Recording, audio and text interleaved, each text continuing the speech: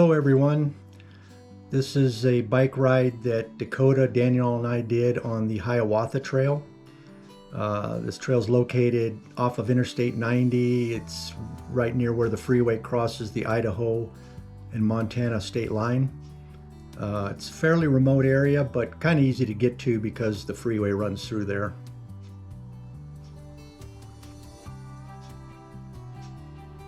So some of the trail facts.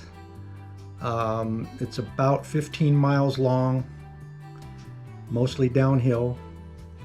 There are 10 tunnels and 7 trestles. And then at the bottom there are shuttle buses available to take you back up to the top. Some of my observations about this trail. First, as you can see, it's a gravel trail.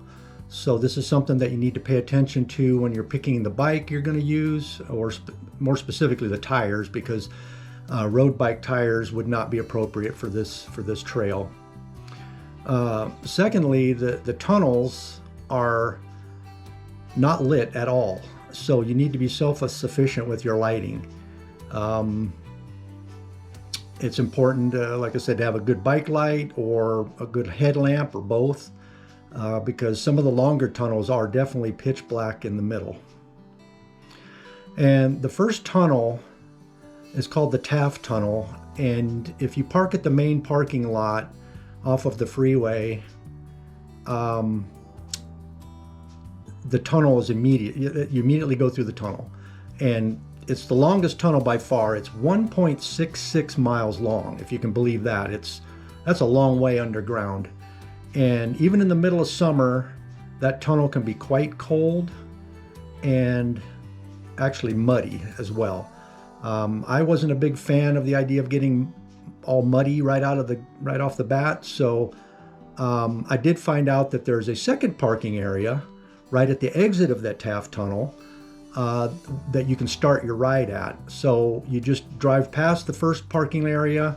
It's another about 3-mile drive on the mountain road to that second tunnel, or that second parking lot. And that's actually where the shuttle buses drop you off at on the way back up. They don't take you all the way up to the main parking lot. So if you opt for the shuttle bus ride back up, that's where it drops you off, and then you have to ride back up through the Taft Tunnel a second time if you've parked in the main parking lot. So we decided to park at that second parking lot and eliminate the muddy tunnel.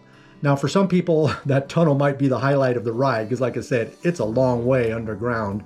But like I said, I didn't want to get muddy, so we opted to bypass that part of the ride. Speaking of shuttle buses, the line at the bottom of the hill can be quite long. It was the day that we were there. We were there in the middle of the day on a weekday, beautiful summer day.